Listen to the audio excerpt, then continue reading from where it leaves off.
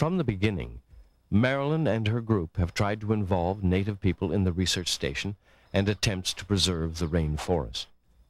A commercial butterfly farm and a women's crafts co-op may provide an economic alternative to chopping down the trees for profit. She and Juan observe something on the far shore. Immediate identification of a species is sometimes difficult. Spreading its wings to dry off after a rain is what looks like an immature bare-throated tiger heron.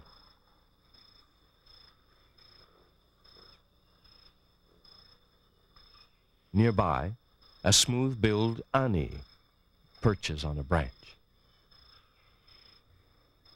Everywhere along the trail there are flowers. A few, like this ruby-red hibiscus, are transplanted imports, while the velvet blue morning glory is a native wildflower, as is the lady's lips. And on the flowers, more spectacular moths and butterflies.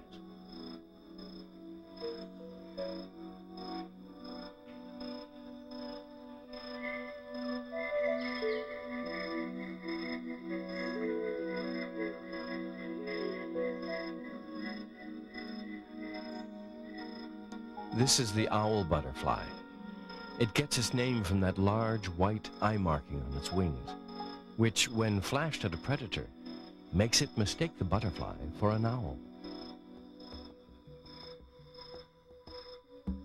With telephoto or macro lens, many unusual spider species may be observed, but not always identified. Our knowledge of the unseen world of the rainforest canopy has only just begun.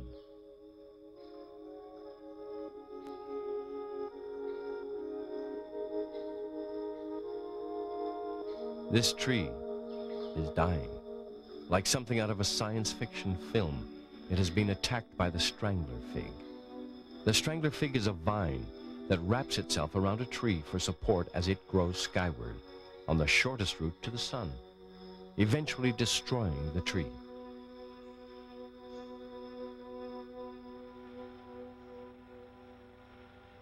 The next day, Marilyn is back on the river. The search for the black-mantled howler monkey is now a priority. It's as if the monkeys had been playing hide and seek with her since that first sighting.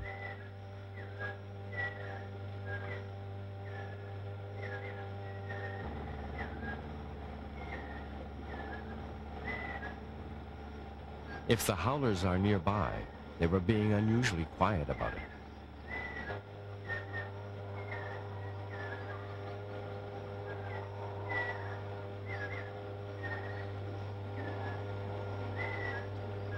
Then, suddenly, one was observed, high up in the canopy, feeding on leaves from a cecropia tree.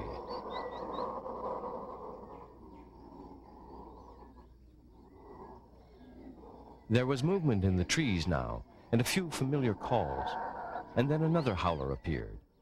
Marilyn already knew many of the Cano Palma howlers by sight, by their physical characteristics, as individuals. It was a slow process, getting to know them as individuals, but it was her way. She didn't approve of marking or tagging monkeys, largely because they might get injured. She had copious notes on many of them, and on this day she would add to her already impressive research.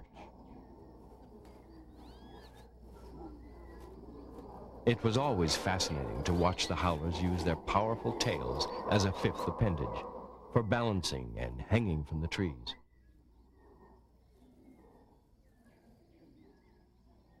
Leaves and fruits make up most of their regular diet, and they seem to know exactly which leaves or parts of a leaf are toxic and which are safe to eat. They feed early in the morning and in late afternoon, and often, like now, around midday.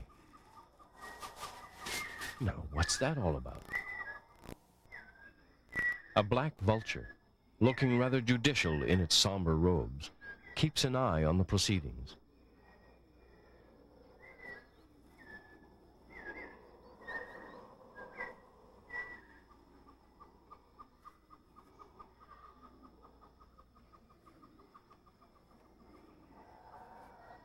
At this time, from Marilyn's observations, her resident troop of howlers includes about 10 monkeys. Scratching may be a sign of parasites, she tells us, but a healthy animal can live in harmony with its parasites.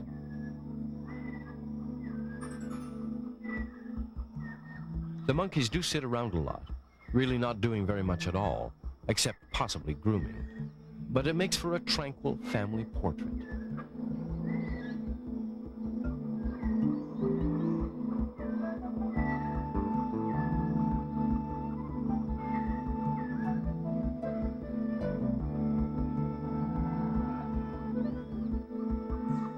On this day, the howlers have been most cooperative.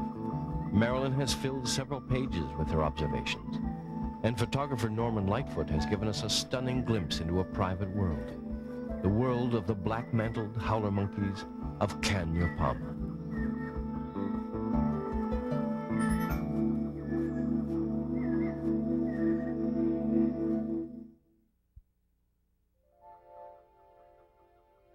Because it creates our oxygen, the rainforest has been called the lungs of the earth. But every second, somewhere in the world, an acre of essential rainforest is cut down or destroyed.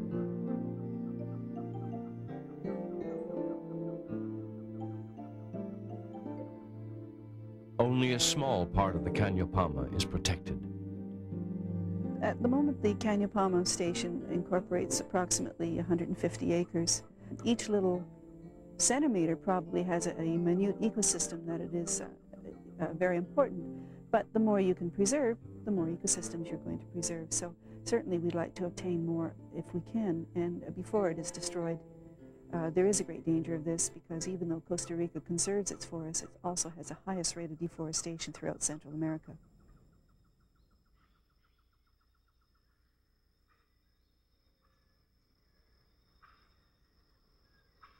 We've been on a journey. We went in search of the black-mantled howler monkey on the remote northeast coast of Costa Rica and found a very special place, a natural treasure, a small piece of the tropical rainforest to enjoy and preserve, the enchanting region of the Cano Palma, the river of palms.